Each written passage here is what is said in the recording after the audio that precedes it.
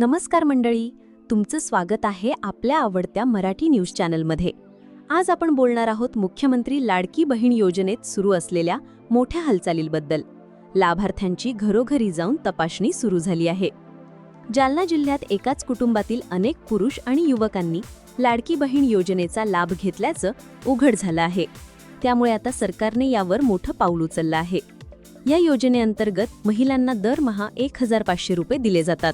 मात्र गैरप्रकार झाल्यामुळे जालना जिल्ह्यात जवळपास 70,000 लाभार्थी महिलांची यादी पुनर्तपासणीसाठी प्रशासनाकडे पाठवण्यात आली आहे.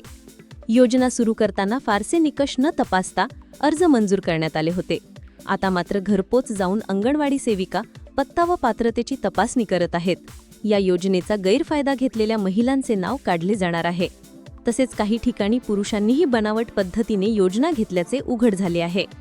मागील सरकारने ही योजना जाहीर केल्यानंतर लाखो महिलांनी फायदा घेतला. 21 ते 65 वयोगटातील महिलांना दरमहा 1,500 रुपये मिळतात.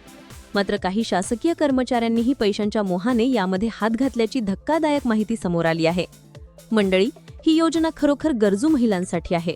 पण जर यात गैरप्रकार झाले तर सरकारला कारवाई करावी लागणारच. तुम्हाला काय वाटतं? सरकारचं हे पाऊल योग्य आहे का? तुमचं मत कमेंटमध्ये नक्की कळवा. व्हिडिओ आवडला असेल तर लाईक, शेअर आणि चॅनलला सबस्क्राईब करायला विसरू नका.